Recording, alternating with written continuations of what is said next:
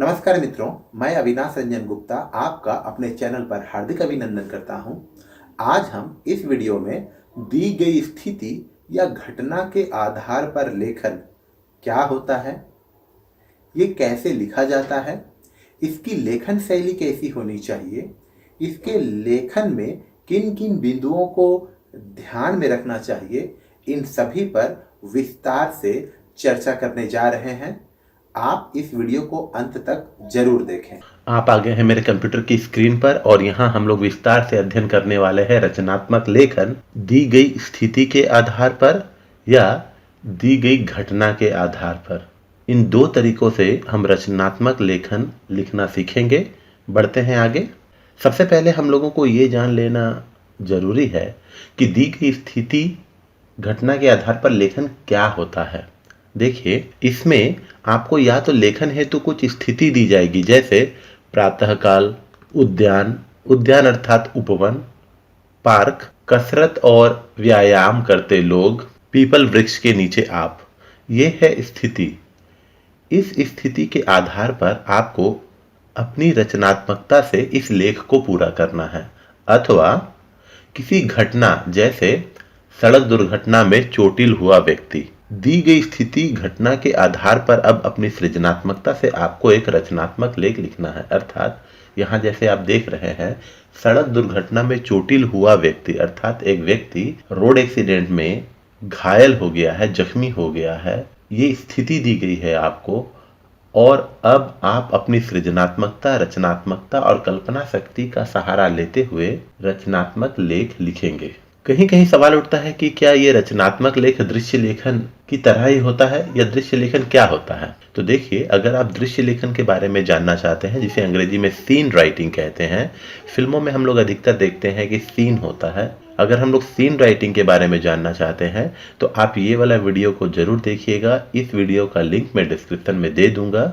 इसमें scene writing detail में बताया गया है, जो रचनात्मक लेखन से थोड़ा उच्च कोटि का होता है और अधिकतर इसे आप फिल्मों में, नाटकों में या परफॉर्मिंग आर्ट्स में आप इसे देखते हैं। दी गई स्थिति घटना के आधार पर लेखन के लाभ। देखिए, अगर आप दी गई स्थिति और घटना के आधार पर लेखन कार्य करते हैं तो उसके क्या क्या बेनिफिट्स आपको मिलेंगे।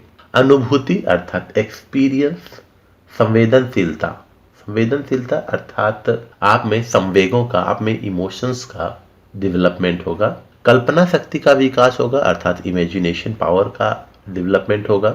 विचारों व भावों को एक सूत्र में पिरोकर लेखन क्षमता का विकास। जी हाँ, जब भी आप लेखन कार्य करते हैं तो उसमें आपके विचार, आपके भाव समाहित रहते हैं। उन भावों और विचारों को एक सूत्र में अर्थात एक धागे में, एक क्रम में पिरोकर लिखने की क्षमता का भी विकास होता है। भावों को स्वतंत्रता पूर्वक अभिव्यक्त करने की कला का विकास। जब आप लेखन कार्य करते हैं तो आप पर किसी भी प्रकार का एक्सटर्नल फोर्स नहीं रहता है।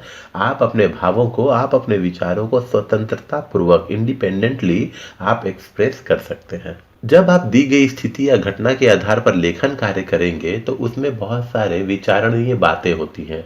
विचारणीय बातें अर्थात ऐसे पॉइंट्स जिसको कंसिडर करना बहुत जरूरी है।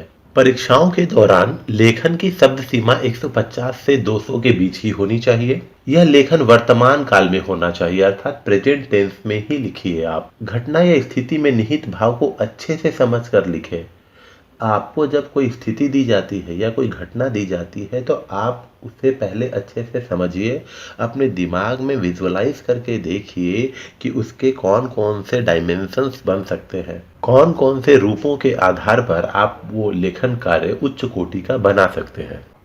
भावाव्यक्ति में क्रमबद्धता हो अर्थात जब आप अपने भावों को एक्सप्रेस कर रहे हो तो उसमें सीक्वेंस का होना बहुत जरूरी है। क्रमबद्धता हो अर्थात एक घटना के बाद दूसरी घटना या एक स्थिति के बाद दूसरी स्थिति का आना हो, इसे ही कहते हैं भावाव्यक्ति में क्रमबद्धता। अंतिम, बिंब का अर्थ है अनुभूति, इसलिए लेखन में बिंब की प्रधानता होनी चाहिए। देखिए, बिंब कहने का मतलब हुआ है इमेज। जब भी आप कुछ लिख रहे होंगे तो ऐसा लिखने की कोशिश कीजिए कि पाठक आपके लेखन से कनेक्ट हो जाए, आपके लेखन से जुड़ जाए और जुड़ जाने के बाद वो भी उन चीज़ों को विजुअलाइज करने लगे, वो भी अपने आप को उसी स्थान पर पाए जिस स्थान पर रहकर आपने लेखन कार्य किया है। अब हम लोग आते हैं रचनात्मक लेखन दी गई स्थिति के आधार पर। जी हाँ, हम लोग अब इसका प्रैक्टिकल करने वाले हैं। दी गई स्थिति के आधार पर रचनात्मक लेखन कैसे करें। देखिए, आपको स्थिति दी जाएगी। यहाँ स्थिति दी गई है विवाह समारोह, संध्या समय, मैं और मेरी पत्नी। ये 3 सिचुएशंस दिए गए हैं। इन 3 परिस्थितियों के आधार पर आपको रचनात्मक लेखन करना है, जो कुछ इस प्रकार का होगा। आप जो लिखेंगे वो डेफिनेटली मेरे लिखे हुए से अलग होगा। मेरी अपनी शादी के बाद यह पहली शादी है जिसमें मैं सपत्नीक शरीक हो रहा हूँ। सपत्नीक अर्थात पत्नी के साथ। पत्नी ने 16 श्रृंगार में लगभग 2 घंटे का समय लिया और मैंने केवल 10 मिनट का, वो भी व्हाट्सएप देखते देखते। पत्नी मुस्कुराते हुए निकली और मुझे 2 हिदायतें की, जूते बदल लो और ब्लेजर पहन लो, देकर फिर से अंदर चली गई। थोड़ी देर बाद मुझे ज्ञात हुआ कि मैंने उसकी तारीफ नहीं की। इस बार मैंने उसकी तारीफ की और फिर हम निकल पड़े विवाह समारोह में। जिसकी शादी थी शायद वह बड़ा रसूख वाला मालूम होता है, क्योंकि बाहर बहुत सी छोटी बड़ी कारें लगी हुई थी। खैर, मैंने भी अपनी मोटरसाइकिल को एक कोने में लगाया और चल पड़ा। दिखावटी संसार में भीड़ भाड़ वाली जगह से मुझे थोड़ी घुटन होती है, पर इससे क्या, अब मेरी शादी हो चुकी है। हम नवयुगल की तरफ गए। वहां दूल्हे में मैं अपना अतीत देख रहा था। दूसरी ओर फूड काउंटर पर कीमती कपड़े पहन कर आए लोग अपने सभ्य होने का परिचय दे रहे थे। पत्नी ने कहा, चलिए खा लेते हैं। अंदर से आतंकित मैंने हामी तो भर दी और लंबी कतार में भी खड़ा हो गया, पर मेरे आगे वाले भाई साहब ने जो परफ्यूम लगाया था वो मेरी सिरदर्द का कारण बन गया। मुझे ये समझ में नहीं आता कि साफ कपड़े पर परफ्यूम की क्या जरूरत। आगे की लंबी कतार और मेरे पीछे खड़े लोग, ऊपर से कैमरामैन का आगमन। मैंने जब अपने आप को खाने के लिए छिछियाया व्यक्ति के रूप में देखा तो कतार छोड़ लिट्टी चोखा वाले काउंटर पर जा पहुंचा। वास्तव में लिट्टी चोखा वाला जो काउंटर था वही थोड़ा खाली पड़ा था।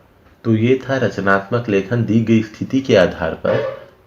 अब हम लोग करेंगे रचनात्मक लेखन दी गई घटना के आधार पर। जी हाँ, आपको एक घटना दे दी जाएगी और उस घटना के आधार पर आपको रचनात्मक लेखन करना है। सड़क दुर्घटना में चोटिल व्यक्ति अर्थात रोड एक्सीडेंट में एक व्यक्ति घायल हो गया है। हम दुर्घटनाओं के बारे में पढ़ते हैं, थोड़े से संजीदा होते हैं। संजीदा अर्थात सीरियस।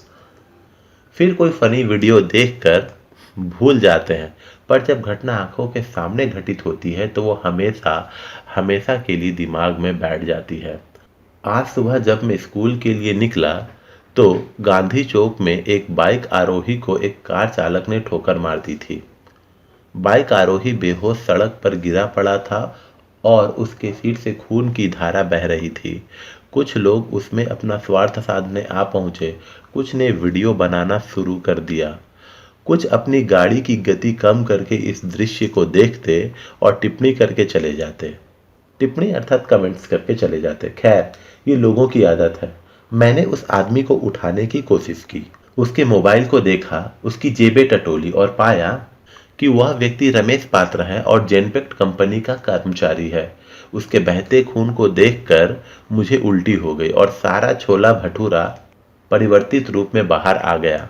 मैंने अपने सुपरवाइजर को फ़ोन कर दिया कि मुझे थोड़ी देर हो जाएगी, मेरी पहली क्लास की अरेंजमेंट लगा दी जाए। सज्जनता सज्जन बनाती है। जी हाँ, सज्जनता सज्जन बनाती है, अर्थात जब आप अच्छे कार्य करते हैं तो आपके अच्छे कार्यों से लोग प्रभावित होकर वो भी अच्छे कार्यों में संलग्न हो जाते हैं, इन्वॉल्व हो जाते हैं। मेरे इस कार्य में कुछ और लोगों ने मेरी मदद की। उसकी कंपनी और एम्बुलेंस को फ़ोन लगाया गया। कुछ देर बाद डरे सहमे उसके परिवार वाले और एम्बुलेंस दोनों पहुंचे और 1 घंटे लेट से मैं स्कूल पहुंचा। प्रिंसिपल से मैं कुछ कहता इससे पहले ही उन्होंने कहा, इट्स ओके, नो प्रॉब्लम। यहाँ पर कुछ स्थितियां दी गई हैं, कुछ घटनाएं दी गई हैं, उस पर लेखन कार्य करना है। लेकिन ये लेखन कार्य आपको करना है। जैसे अस्पताल, डेंगू बुखार, परेशान लोग और डॉक्टर, ये स्थिति है, इसके आधार पर आपको करना है। ठीक वैसे ही mega PTM, parent teachers meet, विद्यालय परिसर अर्थात विद्यालय का ग्राउंड, प्रातःकाल अर्थात सुबह, सुनसान सड़क, दोपहर का समय, अकेली महिला, ये स्थिति दी गई है। घटना, बाढ़ की विभीषिका। याद रखिए, अगर आप बाढ़ की विभीषिका पर लिख रहे हैं तो अपने आप को बाढ़ के बीच फंसा हुआ मानिए। जैसे अभी हम लोगों ने थोड़ी देर पहले सड़क दुर्घटना में चोटिल व्यक्ति पर जब रचनात्मक लेखन कार्य कर रहे थे तो उसमें वो व्यक्ति जिसने ये लिखा वो घटना के स्थल पर ही मौजूद था। वर्ल्ड कप फाइनल, तो वर्ल्ड कप फाइनल कहने का मतलब हुआ आप इस वर्ल्ड कप फाइनल के साक्ष्य हैं, आप वर्ल्ड कप फाइनल को देख रहे हैं। कोरोना संक्रमित और आप, अर्थात कोरोना वायरस कोविड-19 से इन्फेक्टेड व्यक्ति और आप, ये घटना दी गई है और इस घटना के आधार पर आपको लेखन कार्य करना है। मुझे पूरी उम्मीद है कि अगर आप इन 3 स्थितियां और 3 घटनाओं पर जब लेखन कार्य कर लेंगे तो फिर आपके लिए कोई भी परेशानी नहीं होगी। उम्मीद करता हूं आपको ये वीडियो अच्छा लगा होगा। धन्यवाद।